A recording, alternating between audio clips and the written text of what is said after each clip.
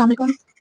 ہم نے اکثر دیکھا کہ میاں بیوی کی جو اتنی لڑائی نہیں ہوتی جتنی کہ سسرال سے بڑھ جاتی ہے یا لڑکی کے گھر والوں کی وجہ سے بڑھ جاتی ہے۔ تو میں لڑکی کے لیے یہ کہوں گی کہ ہمیشہ اپنے گھر والوں کو آگے نہ آنے دو، تمہاری زندگی تم اپنے حساب سے گزارو، اپنے ذہن سے سوچو، کسی کی مسائل میں گھر کی چیزوں میں عمل دخل نہ کرنے دو۔ اس کی وجہ یہ ہے کہ آپ اپنے ذہن سے سوچیں۔ ماں کو اگر آپ کچھ بتاتے ہیں کہ ماں میرے ساتھ ایسا ہو گیا، یہ ہو گیا، یوں ہو گیا، تو میرے خیال سے ماں جو سی ہوتی ہے وہ اتنی سینسٹیو ہوتی ہے دل ذہن سے کہ وہ بیٹی کا درد دکھ نہیں برداشت کر سکتی، تو اس کا ایک ہی آپشن ہوتا ہے کہ جی چھوڑ دو۔ تو ایسے گھر برباد کرنے سے بہتر ہے کہ آپ اپنے دماغ سے سوچیں۔ انسان اچھی بری بات اپنے دماغ سے سوچتا ہے، اپنے آپ سے سوچتا ہے، اور یہ اگر آپ کرنا شروع ہو جائے نا تو میرے خیال سے کہ آپ کا گھر بچ سکتا ہے۔ آپ کے جو گھریلو مسائل اپنے آپ میں شوہر تھکا ہوا آتا ہے، تھکاوٹ کی وجہ سے اگر چڑچڑا ہو جاتا ہے تو ایک عورت کو سوچنا چاہیے،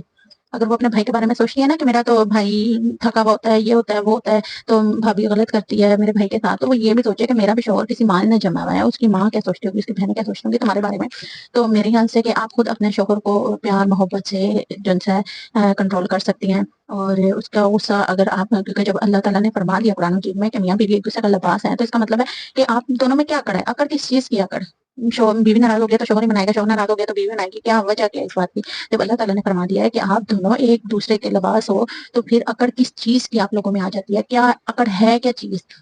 کس سے اکڑ ہیں آپ؟ اپنے شوہر سے اکڑ ہیں، اپنی بیوی سے اکڑ ہیں؟ اگر اس کی غلطی ہے آپ چپ کر جائیں، اگر وہ غلط ہے تو آپ چپ کر جائیں، اگر آپ غلط ہیں تو وہ چپ کر جائے، اس طرح دونوں اگر کمپرومائز کر لینا تو گھر جنت بن جاتا ہے، بچے خوش اخلاق ماحول میں بستے ہیں، اور بیوی اپنے اخلاق سے بھی اپنے شوہر کو کنٹرول کر سکتی ہے، اپنے پیار سے اس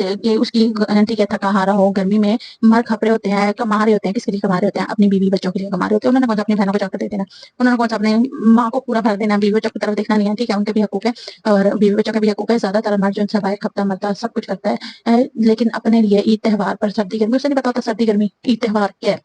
اسے یہ پتا ہوتا ہے عید تہوار پر میں نے بچوں کے کپڑے لینے ہیں، سردی گرمی میں میں نے بچوں کے کپڑے لینے ہیں، ہر چیز بچوں، بیوی بچے بس۔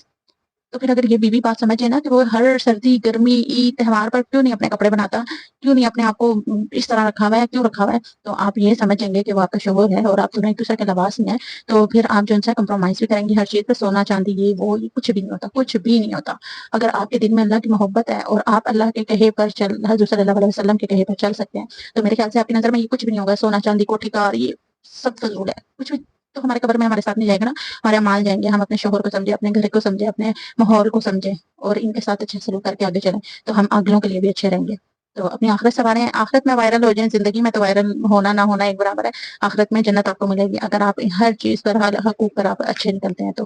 اللہ حافظ۔ اگر میری ویڈیو آپ کو اچھی لگی ہے تو لائک سبسکرائب اور شیئر لازم کر لیجیے گا۔ اللہ حافظ۔